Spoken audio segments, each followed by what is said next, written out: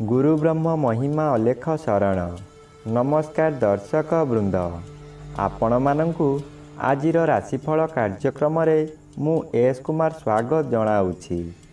प्रतिदिन निजर राशिफल जानिबा पाई गुरुकृपा यूट्यूब चैनल को सब्सक्राइब करंतु और पाखरे थिबा बेल आइकन को प्रेस करी ऑल नोटिफिकेशन ऑन करी दियंतु, जहा फଳରେ आमे जेतेबेले वीडियो अपलोड करिवो प्रथमे आपण वीडियो देखि पारिबे। आमर यही वीडियो रे आपण संपूर्ण पंचांग सहित मेष ठारू मीन पर्यंत 12 गोटी राशिर राशिफल विषय रे जानि पारिबे। वीडियो को दयाकरी शेष पर्यंत देखंतु। वीडियोटी भल लागिथिले वीडियो को लाइक करंतु एवं आपणक प्रियजन पाखु शेयर करी जणांतु।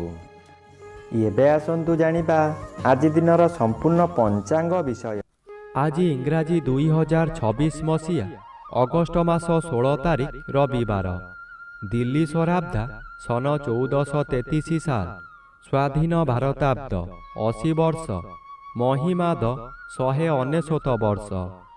उत्कल गजपति श्री श्री गजपति दिव्यसिंहदेव महाराजांकर 69 अंक। सौरस्व श्रावण मास 31 दिन। चांद्रमते श्रावण शुक्ल पक्ष चतुर्थी तिथि संध्या 6 घंटा 49 मिनिट पर्यंत। आजिर सूर्योदय विरजा क्षेत्र को 5 घंटा 25 मिनिट। कर्कट लग्न 5 दंड 20 लिता गते उदय। आजिर सूर्यास्त विरजा क्षेत्र को 6 घंटा 12 मिनिट।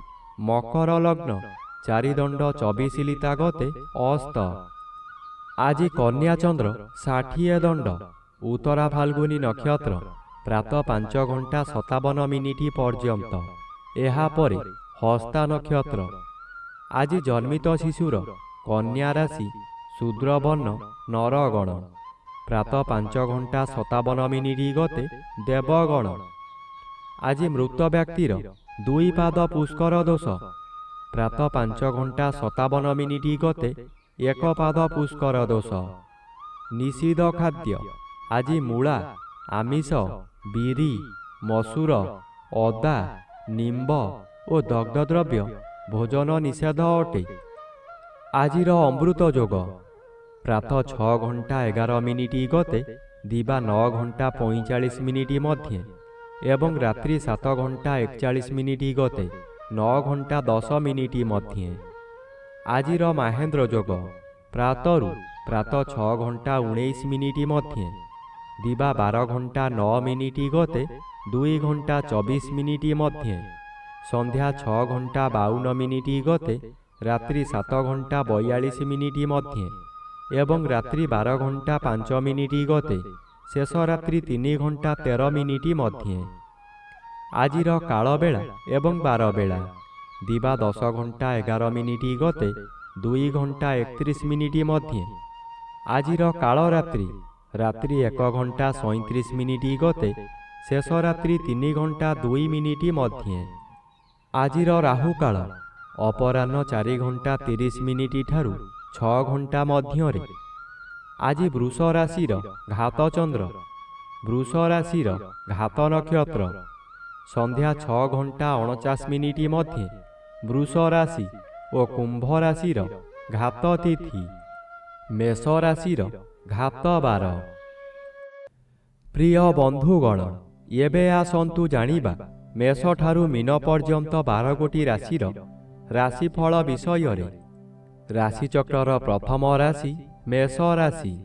आज मेष राशि जन्मित व्यक्ति मानक सकाशे घात बार अशुभ और षष्ठ चंद्र बाधा प्राप्त अछंती अशुभ फल प्रदान करिबे।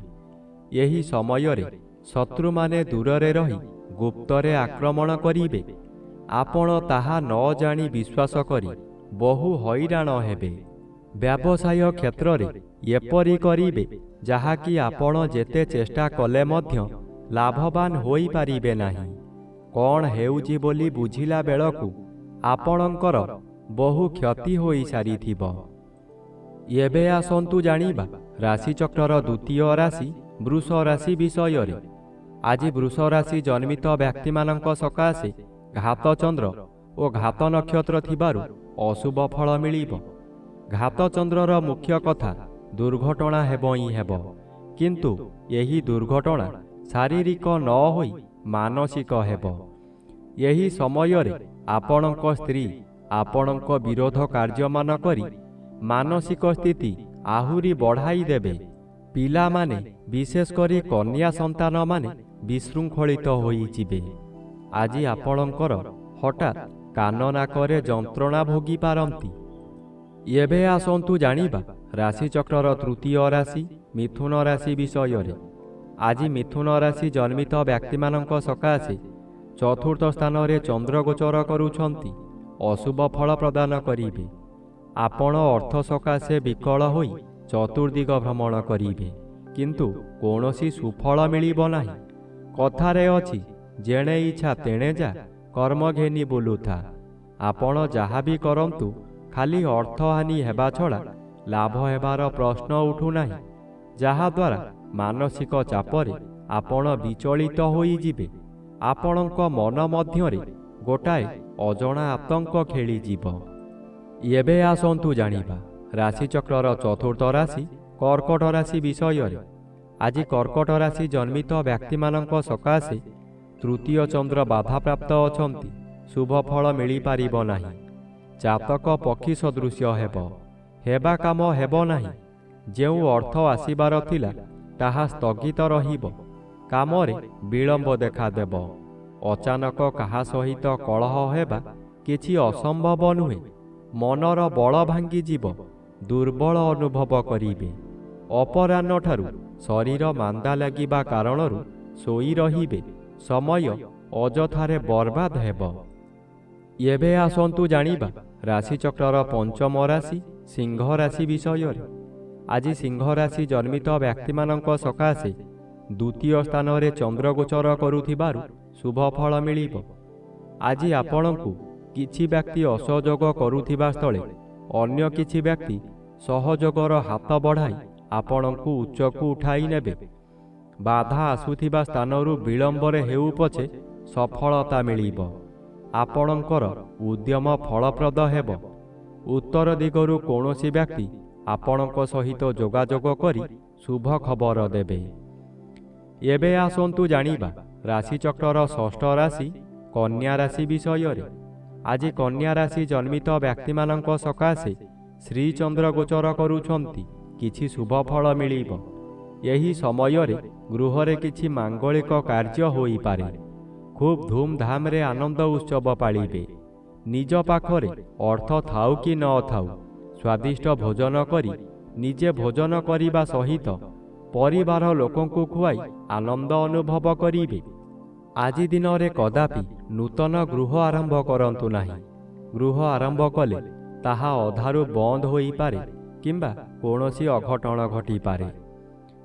ଏବେ ଆସନ୍ତୁ ଜାଣିବା ରାଶିଚକ୍ରର ସପ୍ତମ ରାଶି ତୁଳା ରାଶି ବିଷୟରେ।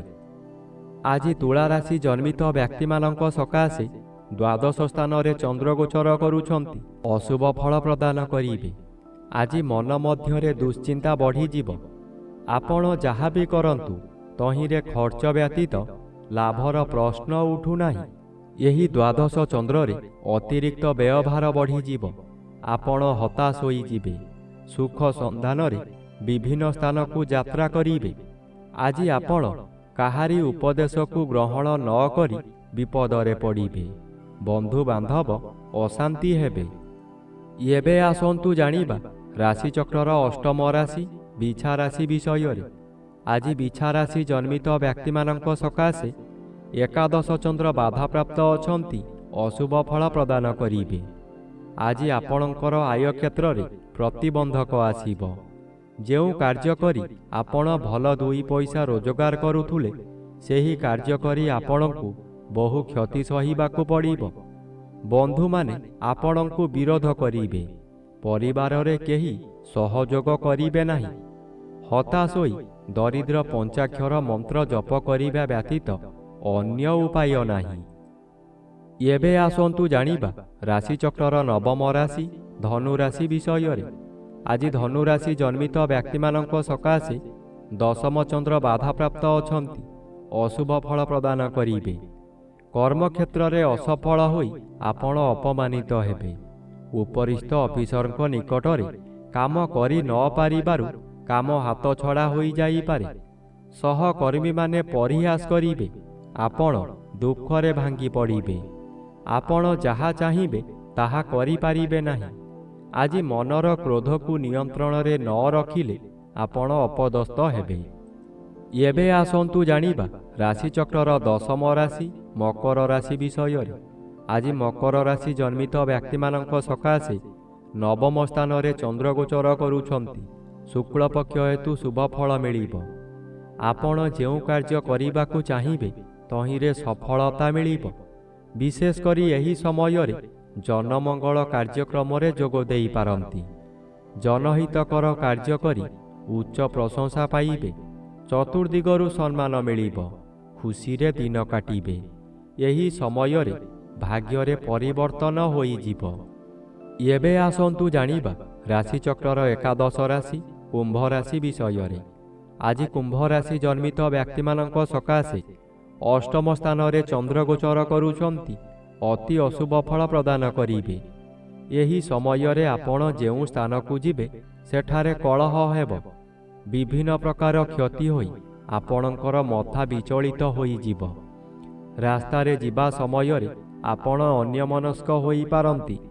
ସାବଧାନ ନ ରହିଲେ ଯାନବାହନ ଦୁର୍ଘଟଣାକୁ ଏଡ଼ାଇ ଦେଇ ହେବ ନାହିଁ। ଏହି ସମୟରେ ଆପଣଙ୍କୁ ଗରମ ଜ୍ୱର ମଧ୍ୟ ହୋଇପାରେ। ଏବେ ଆସନ୍ତୁ ଜାଣିବା ରାଶିଚକ୍ରର ଦ୍ୱାଦଶ ବା ଶେଷ ରାଶି ମୀନ ରାଶି ବିଷୟରେ। ଆଜି ମୀନ ରାଶି ଜନ୍ମିତ ବ୍ୟକ୍ତିମାନଙ୍କ ସକାଶେ ପଞ୍ଚମ ସ୍ଥାନରେ ରବି ଓ ସପ୍ତମ ସ୍ଥାନରେ ଚନ୍ଦ୍ର ଗୋଚର କରୁଥିବାରୁ ଆପଣଙ୍କର ପ୍ରତ୍ୟେକ ଦିଗରୁ ଶୁଭଫଳ ମିଳିବ। ଏହି ସମୟରେ ଚାକିରି ନ ପାଉଥିବା ବ୍ୟକ୍ତି ଚାକିରି ପାଇପାରନ୍ତି। ଚାକିରି କରୁଥିବା ବ୍ୟକ୍ତିମାନଙ୍କର ପଦୋନ୍ନତି ହୋଇପାରେ। ବ୍ୟବସାୟ କରୁଥିବା ବ୍ୟକ୍ତି ଅଧିକ ବ୍ୟବସାୟକୁ ବୃଦ୍ଧି କରିପାରନ୍ତି। ଉତ୍ତମ ରୂପେ ବ୍ୟବସାୟ ଚାଲିବ। ଆଶାଠାରୁ ଅଧିକ ଲାଭ କରିବେ। ଆଜି ଆପଣଙ୍କ ପରିବାରକୁ ନୂତନ ବନ୍ଧୁ ଆସିପାରନ୍ତି। ଅବିବାହିତମାନଙ୍କର ବିବାହ ପ୍ରସ୍ତାବ ଆସିପାରେ।